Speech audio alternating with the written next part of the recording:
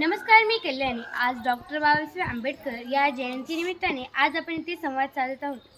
मित्रांनो, आज डॉक्टर बाबासाहेब आंबेडकर यांची जयंती म्हणजे मित्रांनो त्यांचा जन्म 14 एप्रिल 1891 रोजी झाला.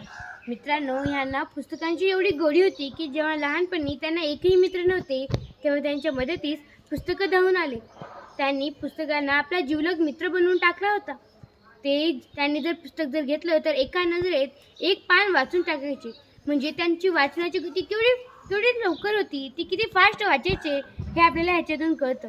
मित्रांनो, डॉक्टर बाबासाहेब आंबेडकरांनी आपल्या देशाचं संविधान लिहिलं. ते जेव्हा संविधान लिहित होते तेव्हा त्यांनी रात्रंदिवस एक केलं होतं. त्यांनी आपल्या देशाचं संविधान अतिशय उत्तम पद्धतीने लिहिलं आणि त्या संविधानामुळे आपल्याला सर्वांना एकसारखा न्याय मिळतोय. आपल्याला सर्वांना शिक्षणाची गोडी लागली ते फक्त डॉक्टर बाबासाहेब आंबेडकरांनी म्हणजे महात्मा फुलेंना आपले गुरु मानले होते आणि त्यांनी त्यांचे चांगले होते ते त्यांनी स्वतः उतरवलं होतं.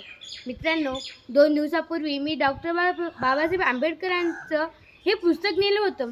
मित्रांनो, या पुस्तकामध्ये एक उल्लेख केलेला आहे. ते मला थोडं विचित्र वाटलं, पण ते खरंच आहे असं वाटलंही. यामध्ये असा उल्लेख केलेला आहे, ज्याप्रमाणे माणूस एकदा दारू प्यावयास लागल्यावर तो ती जन्मभर पीत राहतो, त्याचप्रमाणे विद्यार्थ्यजनांच्या बाबतीतही झाले पाहिजे.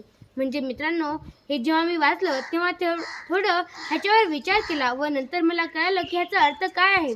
ह्याचा अर्थ असा आहे की जर एखादा माणूस दारू प्यायला लागतो तर तो जन्मभर सोडत नाही. तसंच आपण विद्यार्थी आहोत. जर आपण एकदा शिकायला लागलो तर आपणही जन्मभर शिकत राहावं. ते म्हणतात ना, माणूस हा मरेपर्यंत विद्यार्थीच असतो. तो शेवटच्या क्षणापर्यंत वेगवेगळे शिकत राहतो.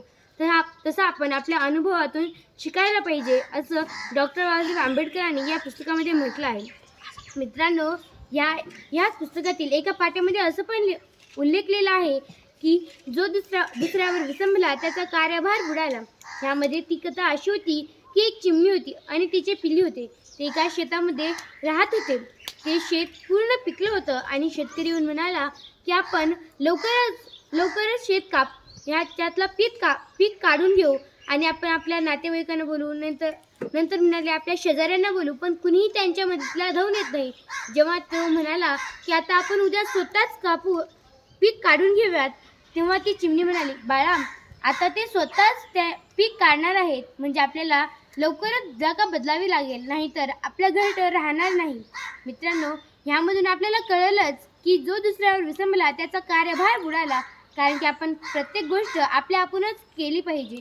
आपण जेव्हा पुढे जाऊ तेव्हा कुणीही आपल्या मदतीला धावून येत नाही. जर तो आपला सर्वात चांगला मित्रही जरी असला तरी तो आपल्या मदतीला धावून येणार नाही, कारण की तो त्याच्या कामामध्ये असतो आणि आपलं काम आपण स्वतःच केलं पाहिजे. हे मला या पुस्तकामधून कळालं. मित्रांनो, डॉक्टर बाबासाहेब आंबेडकर हे किती थोर होते.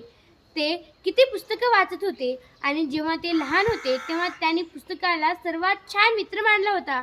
तसंच आपणही पुस्तकाला सर्वात छान मित्र मानलं पाहिजे, कारण की आपण पुस्तकातून खूप काही शिकू शकतो. पुस्तकाच्या एका छोट्याशा वाक्यामधूनही आपल्याला खूप मोठा बोध मिळू शकतो. हे मला या पुस्तकामधूनच कळालं. फक्त हेच पुस्तक नाही तर डॉक्टर बाबासाहेब आंबेडकरांची आपण अनेक पुस्तकं वाचली पाहिजे. आज डॉक्टर बाबासाहेब आंबेडकरांची जयंती या निमित्ताने आपण डॉक्टर बाबासाहेब आंबेडकरांचं पूर्ण जीवनचरित्र समजून घ्यायला पाहिजे. त्यांच्या जीवनचरित्रामध्ये काय काय खास होतं हे आपण ओळखून घ्यायला पाहिजे. त्यासाठी आपण अनेक पुस्तकं वाचूयात. धन्यवाद.